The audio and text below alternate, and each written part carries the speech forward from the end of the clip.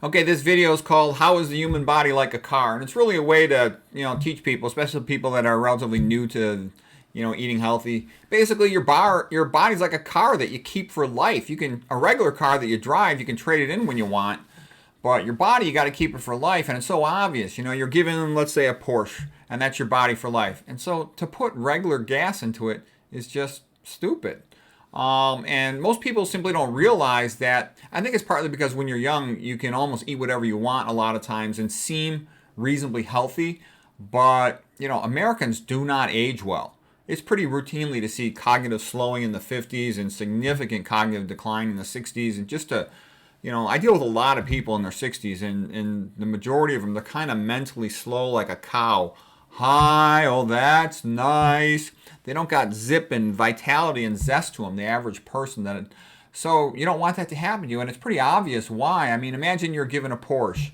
Would you put regular gas in it? All this junk, oil, meat, MSG, aspartame, the SAD diet, standard American diet, BHT preservatives, the food dyes, all these herbicides that are in all the non-organic processed food.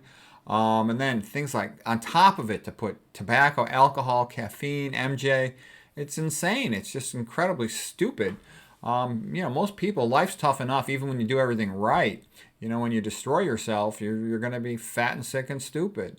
Okay, they rub lots of estrogenic chemicals on themselves. Shampoo, I can see if you got a lot of hair, you might want to use it. I don't have much hair. I don't need any shampoo, okay? Just one less set of chemicals to avoid. Typically, the ones I've seen are routinely will have 3 estrogenic preservatives in them.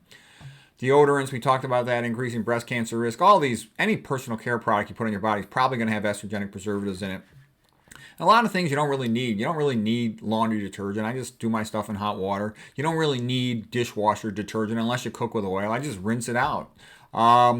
Here's a quote from Socrates. In order to decide how to live well, we should try to learn what is good for us and what is bad for us. The highest wisdom consists in distinguishing between good and bad. Basically, most disease. I've studied pretty much everything in medicine. I've been a doctor for 30 years, and my life's pretty boring. I spent a lot of time reading and studying and thinking about these things. And nutrition and toxicology are the 2 most important subjects. That's where the vast majority of disease comes from. At least 70%, probably at least 75%. And the other stuff, is harder to stop. There's, genetic diseases that are significant are quite rare. Of course, trauma is a potential disease, but you get outside of those things. Most disease is caused by nutrition and toxicology. And you have to learn it for yourself because you have to decide what you eat every day. You have to decide which toxins to avoid. You should think of these things, these estrogenic chemicals, as toxins.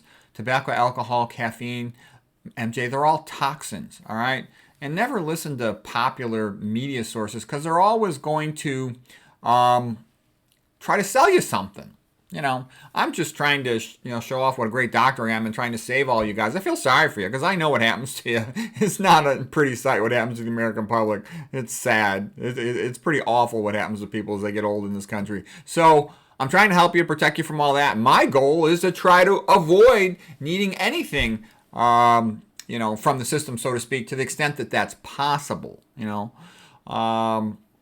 So a smart person who was given a Porsche, they would only put premium gas into it. They would do all the maintenance, exercise, sleep, sunshine, positive relationships, sense of community, sense of purpose, religion. So it's pretty obvious when you think about it. And, T. Colin Campbell said the same thing. The most important subject is nutrition and health. And this is one, I think, advantage I have over a lot of those great old guys is they don't talk about toxicology. You need to know about toxicology. I mean, you need to know that all this stuff is bad for you. And there's other stuff that's bad for you too. I don't got time to get into it in this presentation, but that's what it comes down to. So when you talk to some person, you're trying to explain, have them to get a clue. Your body's built out of what you eat, and the toxins you expose yourself slow down that process.